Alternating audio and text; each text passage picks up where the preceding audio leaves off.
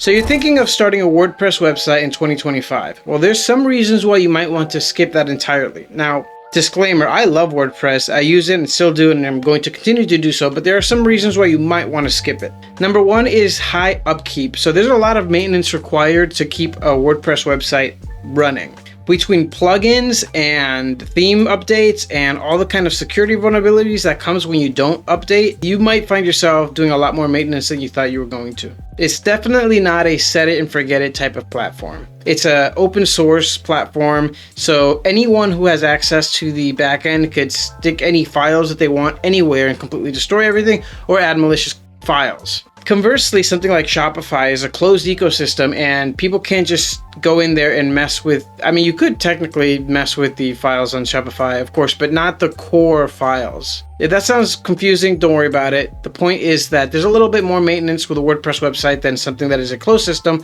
like Shopify. Another thing to consider is high security risks and vulnerabilities. WordPress websites are notorious for getting hacked because the architecture of WordPress website has been around since forever. Hackers know it through and through. They know how to access your login pages. They know how to do that. That's why you use plugins to change that login. But the point still stands that security is not instant with a WordPress website. You need to download plugins and configure them correctly to have a secure website. Another thing you might consider is slow performance. So a lot of people complain about WordPress being slow. Now that's not WordPress itself that's slow, even though it is written in PHP, which is a much older web technology. So it's not going to be as fast as like a Next.js site. If that doesn't mean anything to you, you know what I just said, don't worry about it.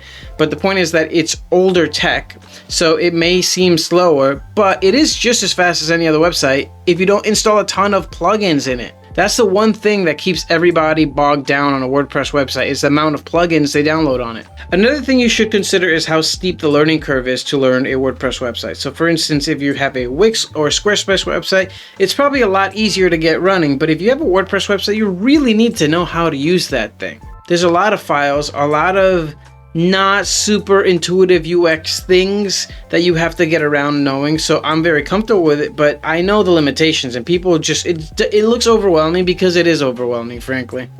But once you get past that hurdle, it's really fun, in my opinion, to use WordPress. With that said, however, they have recently moved to a lot more visually friendly, user-friendly interfaces, especially with their latest drag and drop style editors. So that's something that's awesome. And with that said, my last point is that the drag and drop functionalities of a lot of other platforms like Squarespace and Wix are just so much more user-friendly that people are turning to them, and maybe you want to do that too. Maybe this WordPress website isn't what you want. Now, if you're doing a full-blown blog, I would still consider WordPress because it is so robust for blogging functionalities. I mean, you kind of can't be beat.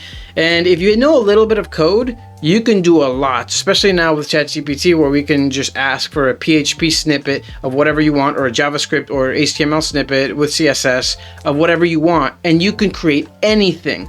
Now, some platforms don't allow you to do all of that. Like you can't use, I guess you could use some Liquid in Shopify. That's their like proprietary code language to do what you want, but it's not going to be as open source like a real open source platform is like WordPress. So point being, if you know what you're doing, maybe you want to go with WordPress, but if you don't know what you're doing, maybe you want to skip that. Maybe don't. And if you have a e-commerce platform, just go to Shopify. Don't even try WordPress. WooCommerce is just not there yet. All right, that's all I got. If you want more tips like this, hit the subscribe so you see whenever I post stuff like this. I'm going to be doing a why you might want to go with WordPress website video next. So if you want to see that, you know what to do. Thanks a lot. See ya.